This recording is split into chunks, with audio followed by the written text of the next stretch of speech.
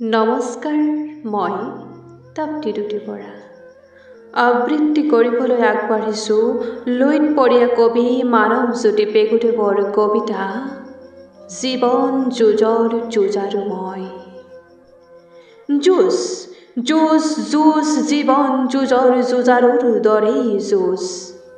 এই যুঁজত যুঁজি যুঁজি পৰিশ্ৰান্ত, তথাপি নাই কোনো অন্তিম ফলাফলৰ সৃষ্টি। এচামে বুলিছে বাট জীৱন ঘঁহাৰ যুঁজত, আকৌ এচামে যুঁজিছে জীৱন জীয়াৰ যুঁজত। তথাপি যুঁজি যুঁজি শেষ হ'ব ধৰিছে, তথাপি নাই কোনো অন্তিম ফল। ক'ত যাওঁ কি কৰোঁ দিশ হেৰাই পেলাইছে বাটে। মই এজন পৰাস্ত জীৱন যুঁজৰ যুঁজাৰু। মই এতিয়া স্বাধীন দেশৰ যুঁজাৰু নহয়, মই পৰাধীন দেশৰে সৈনিক।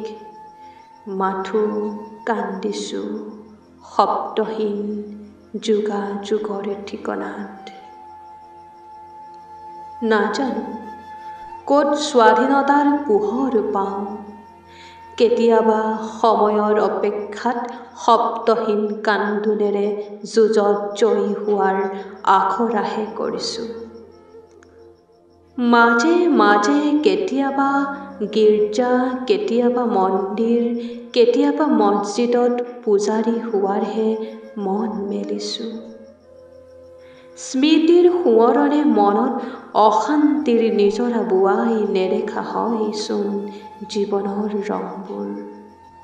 মই অপৰাজিত, মনৰ যুঁজত যুঁজিছোঁ, হাৰিছোঁ, জিকিছোঁ জীৱন যুঁজৰ যুঁজাৰু হৈ, জীৱন যুঁজৰ যুঁজাৰু হৈ, জীৱন যুঁজৰ যুঁজাৰু হৈ।